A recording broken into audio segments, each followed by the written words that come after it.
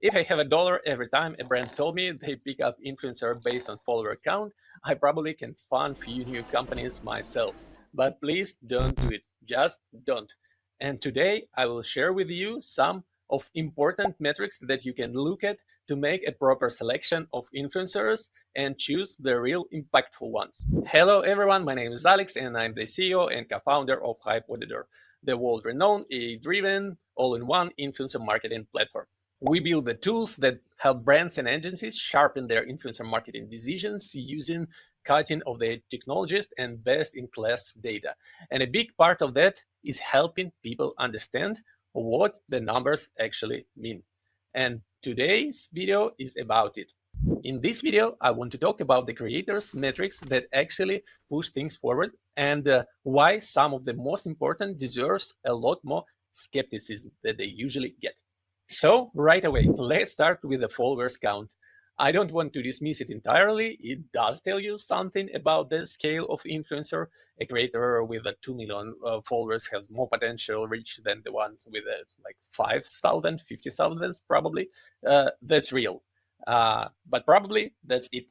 And look, I get it. It's the most visible numbers on the top of the profile, and it feels like a clear signal of reach and influence. But after years of analyzing data from millions of creator accounts, I can tell you followers count alone might be the least reliable predictor of whether campaign with this influencer will actually work or not. The problem appears when the follower count becomes the primary filter, or even worse, the only one. Here's what the follower count doesn't tell you. How many of these followers are real active people watching the content of these influencers? How engaged they are? Where they match your target audience at all? Where the creator sponsored post perform anywhere close to their organic post? None of that you will see in the followers number. And that's the space between big following and campaign that actually works, is where a lot of marketing budget gets burned. Now let's switch to the numbers that actually tell you something. So what should you look at? Let me walk you through one of the most important, at least like we see it in Hype Auditor. So number one is consistent views count. Why I'm saying consistent? Because there's the number that really show the reach of the influencer. Because the viral spikes could be here and there, but what you really want to see is a consistently high level of views. And it will show you much more about reach than the followers count. This metric was always important, but now it has grown arguably the most crucial one. As for instance, Instagram has made it the primary ranking signal in the viewer's feed. And Instagram was one of the last platforms doing this. YouTube and TikTok already watching heavily on the number of views and the watching time. Number two, the engagement rate.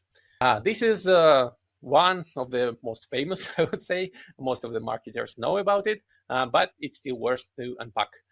Here's the formula that you can use on the most platforms. It's likes with the comments. Actually, there are also an old formula that is kind of classic for Instagram when they say likes, comments divided by the followers count. But as the attention switches more and more to the number of views, the first formula becomes more important for Instagram also. Because now the Reels is the main content of Instagram. This metrics really tells you what percentage of the influencer audience is actively interacting with their content. And this is probably the main indicator of what relationship influencer have with their audience, and can influencer really influence their audience. And one important thing to watch here, engagement rate benchmarks can vary by platforms, by creator size, country. So please be accurate when compare engagement rates. For example, a mega influencer with 5 million followers will naturally have a lower engagement rate than a micro creator with like 10, 50,000 of followers. So if you're comparing influencers across different tiers, make sure you're doing it with the right benchmark. Otherwise, the numbers can be misleading. And also, do not forget that different countries have different engagement, different content categories have different engagement. So put in place the proper benchmark for comparing engagement rate. Number three, engagement authenticity. This means how real engagement is, because we live in the world where bots, mass commenters, and comment bots, a lot of stuff like this you want to avoid. And there is a quick ratio check worth running first.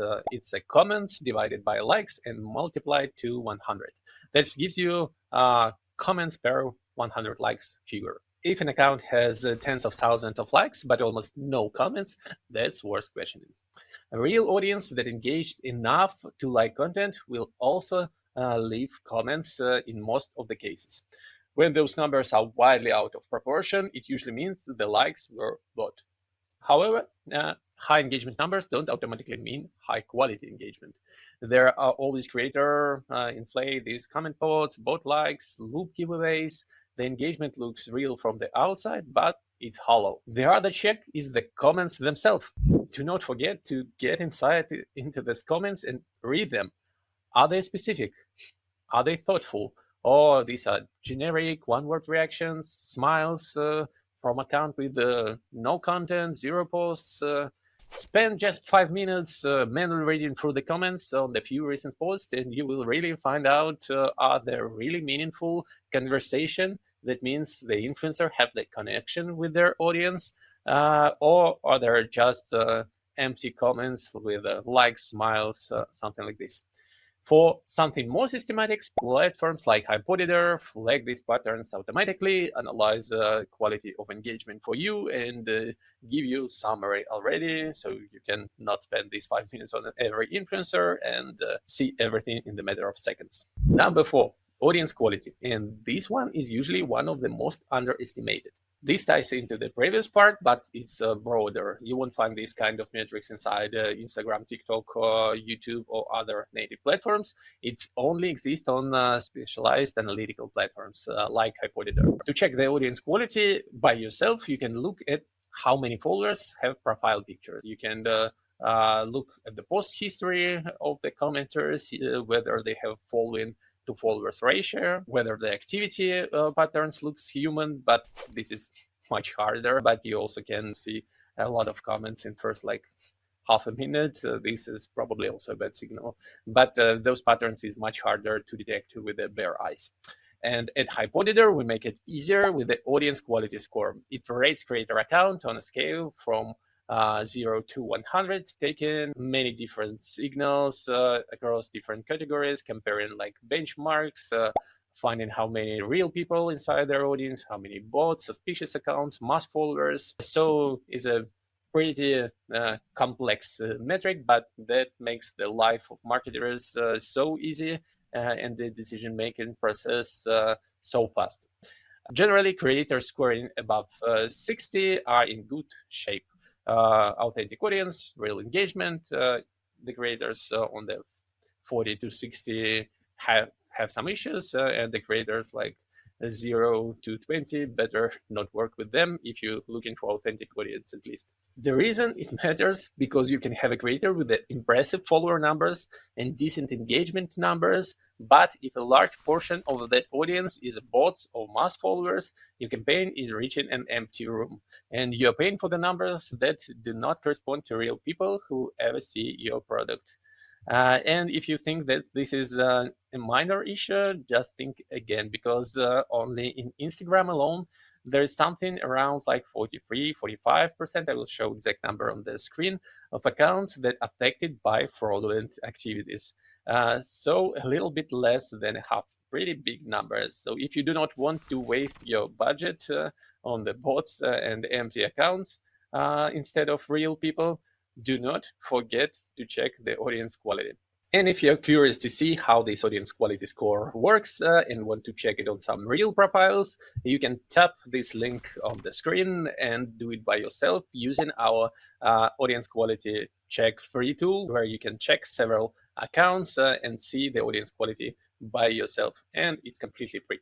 Number 5, one of the most important ones, is the Audience demographics. You can verify everything, that the audience is real, that the reach is there, that engagement is there, but you still have next very important question: is this the right audience for my brand? Because you do not want to reach any audience, you want to reach your target audience, who are your potential customers. And to answer it, remember about four main things to look at: its age, gender, uh, audience location, and language they speak. These four filters matter more than many people expect, because if you just miss this in the first part, everything else probably would not matter. I've seen campaigns where brands were excited about the creator's reach, only to discover that 70% of their audience was in a completely different country, all the age group 10 years younger than their actual customers. And unfortunately, this isn't a rare edge case. It happens pretty often. Even if it sounds obvious, many brands doesn't do the target audience check. And it happens regularly, especially when brands are scaling across different markets or targeting specific demographics. And it's entirely avoidable if you perform very fast check of the data before you commit. Number 6, audience growth pattern. This is already less common. And what you're looking at here is a gradual, relatively consistent upward line, maybe with some natural spikes, but more like hills, not like big mountain spikes. But still, the main thing you want to see is the consistent growth. And what you want to avoid is seeing a sudden dramatic jumps followed by equally dramatic drops. This probably will mean like giveaways, or even worse, like fraudulent activities or something like this. Take a look at the creators followers growth chart for last 6 to 12 months. And if you will see spike and crash patterns almost always, these point to fake followers per cases, or like giveaways without even proper introduction or integration of a new audiences. It's a quick check, but the useful one that shows you a lot about how the audience of the creator was built and why it's important to see the consistent growth, not the flat picture, because every day the profiles will lose their followers, not in terms of their unfollowing, but some of them become inactive, some of them become mass following many accounts and do not see the content of this influencer anymore. So it's really important to see continuous grow day by day, even a little by little, is much better than the flat or decrease. Number 7, sponsored post performance. And we get to the territory of the metrics that is almost always forgotten, but are really important ones. The thing to check here is simple. How does engagement rate on paid collaborations compare to engagement rate on the organic posts, videos, etc.? That gap will tells you a lot. Some creator maintains consistent performance across the board when they work with brands, and this is really good. Sometimes you can even see that the brand's integration get higher engagement than organic posts, and it could mean that the influencer have done very good job and it was very successful collaboration, or it could mean the sign of fraudulent activities, and you really want to have a tool to check was it real or not. But in most cases, brand posts, collaboration posts will be lower than organic posts or on the same level. So what you really want to see there is at least the same level as organic posts, or a little bit drop off. Is the drop is dramatic, this means that audience doesn't buy in and just understand that everything is promotional and scrolls away. This is important information before you pay for a placement. It will show you how influencers work with the paid collaborations and how their audience react to these collaborations. If you can access this data, please do this, check and look at this before you sign anything. And last but not least, number 8 is the brand safety. This is less of a metric, more like a quality check. Does the creator content and general online presence align with your brand values? Have they been involvements in some controversies? Do they disclose their sponsored content properly? Are there some potential harmful content? And this one doesn't come with a clean score, unfortunately, but it really matters because a single mistake with the brand safety can cost you far more than whatever you paid for the campaign. Because unfortunately, mistakes have this ability to go viral, but in the negative key. So please check these red flags, check the previous content, or work with the influencers you know, work with the talent managers who know their influencers, or use the proper tool. It can save you a lot of time and money. So it was all about influencer metrics. Let's wrap it up and see how to vet a creator before you reach out. Here's the approach I would use for vetting creator before starting any conversation with them. At first, look at the consistent number of views, and this will help you to understand, do you get the reach you want or not? Second, check the engagement rate and compare it to the market benchmark. Do not forget to compare by tier, platform, country, all that we say before. If it's significantly below the average, just skip and go to the next one.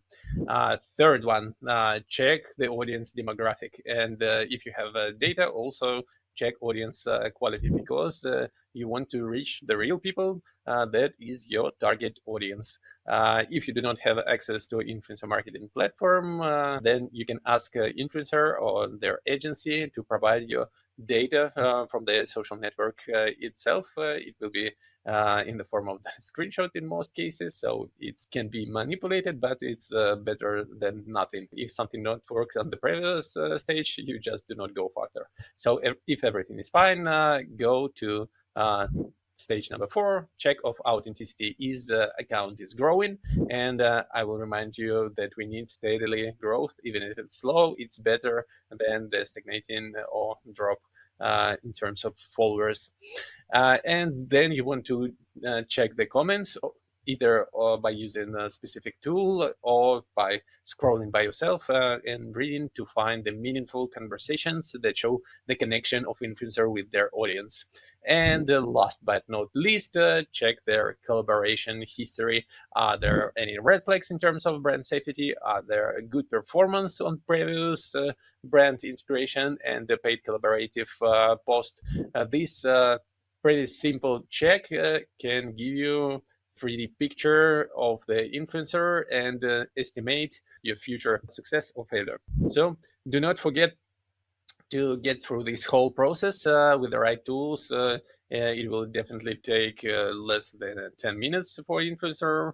If you do it by yourself, you need to scroll for the content, go on some profiles, check for analytics, wait while influencer will give it to you. It probably could take much longer, but it's still worth to do it, because without it, you're like existing in the vacuum without knowing whom you're promoting, how many of them, are they influenced or not, if they're your target audience. So please do these very important checks before start to work with any influencer.